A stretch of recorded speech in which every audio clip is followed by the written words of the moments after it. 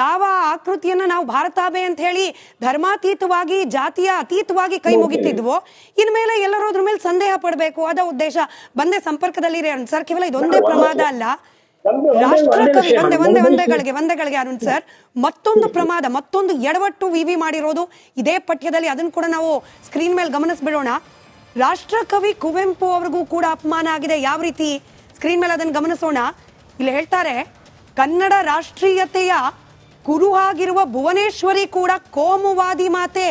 ಈ ಪದ ಬಳಕೆ ನೋಡಿ, ಇದು ಮಕ್ಕಳು ಕಲಿತಾ ಇರುವ ಟೆಕ್ಸ್ಟ್ ಬುಕ್ ನಲ್ಲಿ ಬಳಸಿರುವ ಭಾಷೆ. ಭುವನೇಶ್ವರಿ ಕೋಮುವಾದಿ ಮಾತೆ ಅಂತೆ. ಎಲ್ಲ ವರ್ಗ ಜಾತಿಗೆ ಈಕೆ ಪ್ರತಿನಿಧಿಯಾಗಿ ನಿಲ್ಲೋದಿಲ್ಲ. ಭುವನೇಶ್ವರಿ ದೇವಿ ಕೋಮುವಾದಿ ಮಾತೆ. ಡಿಗ್ರಿ ಕಲಿಯುವ ಮಕ್ಕಳ ಪಠ್ಯ ಪುಸ್ತಕದಲ್ಲಿ ಬರೆದಿರುವ ಮಾತಿದು. ನನ್ನ ಜೊತೆಯಲ್ಲಿ ಸಂಪರ್ಕದಲ್ಲಿ ವಿನಯ್ ಬಿದ್ರೆ ಅವರಿದ್ದಾರೆ, ಬಿಜೆಪಿ ವಕ್ತಾರರು. ಇಲ್ಲಿ ಡೆಲಿಬರೇಟ್ ಆಗಿ ನಾವು ಕಾಂಗ್ರೆಸ್ ವಕ್ತಾರರನ್ನ ಕರ್ಕೊಂಡು ಬರಲಿಲ್ಲ, ಯಾಕಂತಂದ್ರೆ ಇಲ್ಲಿ ರಾಜಕೀಯ ಮಾಡೋದ್ಕಿಂತ ಯಾವ ವಿಚಾರಗಳಲ್ಲಿ ಪ್ರಸ್ತಾಪ ಆಗಿದೆ ಅದ್ರ ವಿಮರ್ಶೆ ಆಗಲಿ ಅಂತ ಹೇಳಿ, ಜಗಳ ಆಡೋದ್ಕಿಂತ. ವಿನಯ್ ಬಿದ್ರೆ ಅವರೇ, ಕನ್ನಡಾಂಬೆ, ಭುವನೇಶ್ವರಿ ಆಕೆ ಕೋಮುವಾದಿ, ಭಾರತ ಮಾತೆ ಕೇವಲ ಹಿಂದೂಗಳ ಮಾತೆ, ಹೀಗೆಲ್ಲ ವಿದ್ಯಾರ್ಥಿಗಳಿಗೆ ಕಲಿಸೋದ್ರ ಹಿಂದಿನ ಉದ್ದೇಶ ಏನು ಅಂತ? ನೋಡಿ, ಖಂಡಿತವಾಗ್ಲೂ ಕುವೆಂಪು ಅವರ ವಿಚಾರವನ್ನ ಇವತ್ತಿನ ಕಾಂಗ್ರೆಸ್ ಸರ್ಕಾರ ಯಾವತ್ತೂ ಕೂಡ ಒಪ್ಪಿಲ್ಲ. ಕಾರಣ ಏನು ಅಂತಂದ್ರೆ, ಕುವೆಂಪು ಅವರು ರಾಷ್ಟ್ರೀಯತೆ ಆರಾಧಕರು. ಅದ್ರಲ್ಲಿ ಯಾವುದೇ ರೀತಿಯಾಗಿರ್ತಕ್ಕಂಥ ಪ್ರಶ್ನಾರ್ಥಕ ಚಿಹ್ನೆ ಅವರ ಬದುಕಿನಲ್ಲೂ ಇಲ್ಲ, ಅವರ ಬರಹಗಳಲ್ಲೂ ಇಲ್ಲ.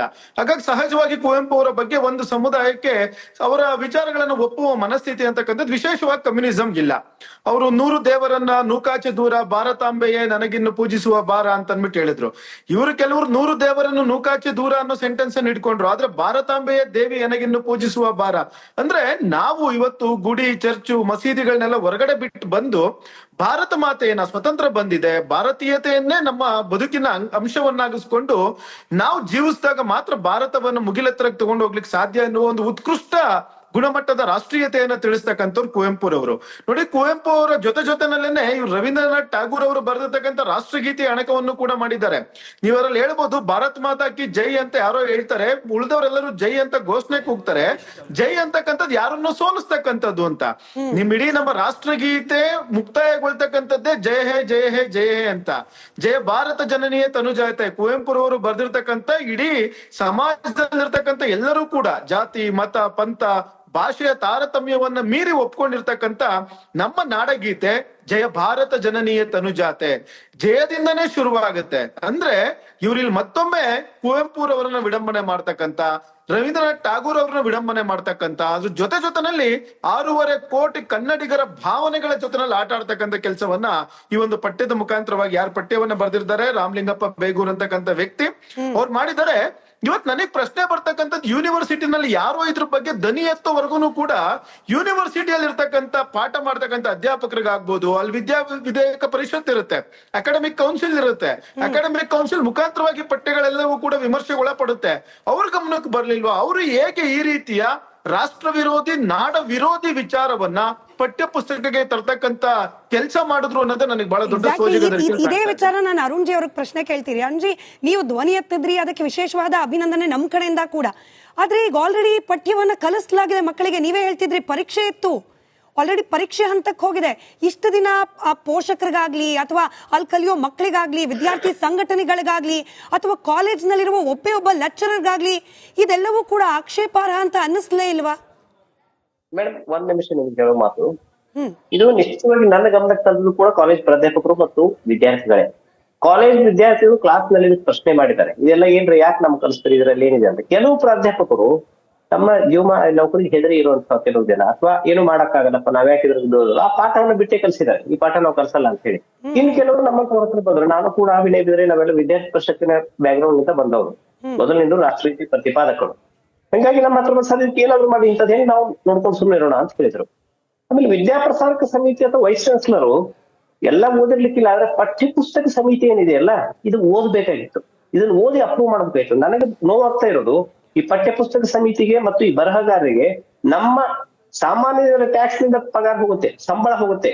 ನಾವು ಸಂಬಳ ಕೊಟ್ಟು ಭಾರತದಲ್ಲೇ ಇರ್ಬೇಕಿಲ್ಲ, ಸಂಬಳ ಕೊಟ್ಟು ನಮ್ಮನ್ನ ನಾವು ಬಯಸ್ಕೊಳ್ಳೋದು, ಭಾರತ ಮಾತೆಯಲ್ಲಿ ಬಯಸೋದು, ಭಾರತ ದೇಶವನ್ನು ಹೀಗಳಿಸೋದು, ಸಂಬಳ ಕೊಟ್ಟು ನಾವು ಮಾಡಿಸ್ತಾ ಇದ್ದೇವೆ ಅವ್ರ ಕೈಯಲ್ಲಿ. ಮತ್ತೆ ಇದ್ರ ಹಿಂದೆ ನನಗನ್ಸೋದು, ನೀವು ಯಾರು ನೋಡಿಲ್ವ ಅಂತಿರಲ್ಲ, ಬೇಕಂತೆ ಇದನ್ನ ಪಠ್ಯದಲ್ಲಿ ಸೇರಿಸುವ ಒಂದು ಹುನ್ನಾರ ಇದೆ. ಇದು JNUದಲ್ಲಿ ಆಗಿರಬಹುದು. ಹಿಂದಿಗೆ ವಿನಯ್ ಬಿದ್ರೆ ಅವರಿಗೆ ಯಾರ CM ಇದ್ರು ನೆನಪಿದ್ರೆ ಅವ್ರು ಹೇಳಿ, ವಾಜಪೇಯ ಭಾಜಪೇಯ ಅಂತ ಒಂದು ಗುಲ್ಬರ್ಗ ವಿಶ್ವವಿದ್ಯಾಲಯದ ಒಂದು ಕವನ ಬಂದಿತ್ತು, ನಾನು ಹೇಳ್ತೀನಿ, ನಾನು ಇನ್ನು ವಿದ್ಯಾರ್ಥಿ ಅವಾಗ. ವಾಜಪೇಯಿ ಅವ್ರ ಸರ್ಕಾರ ಪ್ರಥಮ ಬಾರಿಗೆ ಬಂದಾಗ ವಾಜಪೇಯ ಅಂದ್ರೆ ಒಂದು ಹೋಮ, ಭಾಜಪೇಯಿ ಅಂತ ಅದ್ರ ಪಕ್ಷದ ಹೆಸರು ಸೇರಿ ಒಂದು ಟೆಕ್ಸ್ಟ್, MA ಟೆಕ್ಸ್ಟ್ ಒಂದು ಪೋಯಂ ಬರೆದ್ ಬಿಟ್ಟಿದ್ರು. ಬಹುಶಃ ನಾನು ತಪ್ಪಲ್ಲ ಅಂತ ಆದ್ರೆ ಬರಗೂರು ರಾಮಚಂದ್ರಪ್ಪನವ್ರು ಬರೆದಿದ್ರು. ಅದ್ರ ಬಗ್ಗೆ ನಾವು ದೊಡ್ಡ ಹೋರಾಟ ಮಾಡಿದ್ವಿ, ಅದು ವಾಪಸ್ ಹೋಯ್ತು. ಅದಾದ್ಮೇಲೆ ನಾನು ಅಡ್ವೊಕೇಟ್ ಆಗಿ 1 ವರ್ಷದಲ್ಲಿ ಈ ಟಿವಿ ಬಹಳ ಜೋರಿತ್ತು, ಅದಕ್ಕೊಂದು ಇಂಟರ್ವ್ಯೂ ಕೊಟ್ಟಿದ್ದೆ. ನೇತಾಜಿ ಸುಭಾಷ್ ಚಂದ್ರ ಬೋಸ್ ಏಕವಚನದಲ್ಲಿ ಕರೆದಂತ ಒಂದು ಟೆಕ್ಸ್ಟ್ ಇತ್ತು ಹೈಸ್ಕೂಲ್ಗೆ, ಅದನ್ನು ವಾಪಸ್ ಮಾಡಿಸಿದ್ವಿ. ನಿರಂತರವಾಗಿ ದೇಶದ ರಾಷ್ಟ್ರೀಯತೆ ಮೇಲೆ ವೈಚಾರಿಕ ದಾಳಿಯನ್ನು ಏನ್ ಮಾಡ್ತಾ ಇದ್ದಾರೆ ಕಮ್ಯುನಿಸ್ಟ್ ಅನ್ಕೊಂಡಿರೋರು, ಲೆಫ್ಟಿಸ್ಟ್ ಅನ್ಕೊಂಡಿರುವವರು, ಇವರು ಈ ಒಂದು ಹಂತದಲ್ಲಿ ಪ್ರಾಧ್ಯಾಪಕರನ್ನ, ಕೆಲವು ಚಿಂತಕರನ್ನ ತಮ್ಮ ಜೊತೆಗೆ ಸೇರಿಸಿಕೊಂಡು ಅವ್ರಿಗೂ ಗೊತ್ತಿಲ್ಲದಂತೆ ಈ ವಿಷಯವನ್ನು ತುಂಬಾ ಇದ್ದಾರೆ. ಇಲ್ಲಿ ವಿಚಾರಗಳನ್ನ ಹೇರುವ ಪ್ರಯತ್ನ ಡೆಲಿಬ್ರೇಟ್ ಆಗಿ ಆಗ್ತಾ ಇದೆ ಅನ್ನೋದಕ್ಕೆ ಮತ್ತೊಂದು ಉದಾಹರಣೆ ಇದೆ. ಅರುಣ್ಜಿ ಬಂದೆ, 3ನೇ ಪ್ರಭಾದ, ಈ 3ನೇ ಎಡವಟ್ಟು, ಅದನ್ನ ದಯಮಾಡಿ ಮತ್ತಷ್ಟು ಸೂಕ್ಷ್ಮವಾಗಿ ಗಮನಿಸಬೇಕು. ಯಾವ ರೀತಿಯಾದ ಪಠ್ಯವನ್ನ ತಿಳಿಸಲಾಗ್ತಾ ಇದೆ ಮಕ್ಕಳಿಗೆ ಅಂತ ಹೇಳಿ. ಅಯೋಧ್ಯೆಯ ಪುಣ್ಯ ಭೂಮಿಯಲ್ಲಿ ರಾಮಲಲ್ಲನ ಪ್ರಾಣ ಪ್ರತಿಷ್ಠೆಯಾಗಿ ಕ್ಯಾಲೆಂಡರ್ ವರ್ಷದ ಪ್ರಕಾರವೇ ನಿನ್ನೆಗೆ 1 ವರ್ಷ. ಆದ್ರೆ ಈ ಟೆಕ್ಸ್ಟ್ ಅಲ್ಲಿ ಬರೆಯಲಾಗಿದೆ, ಮುಸಲ್ಮಾನರಿಗೆ ಒಂದು ಪವಿತ್ರ ಯಾತ್ರಾ ಕೇಂದ್ರ ಮೆಕ್ಕಾ ಇರೋ ರೀತಿಯಲ್ಲಿ ಹಿಂದೂಗಳಿಗೂ ಒಂದು ಪವಿತ್ರ ಯಾತ್ರಾ ಸ್ಥಳ ಅಯೋಧ್ಯೆ ಇರಬೇಕು ಅಂತ ಕೆಲ ಪರಿವಾರದವರು ಮತ್ತಿತರೆ ಸಾಫ್ಟ್ ಕೋರ್ ಪರಿವಾರಿಗಳು ಒತ್ತಾಯಿಸ್ತಾ ಬಂದಿದ್ರು.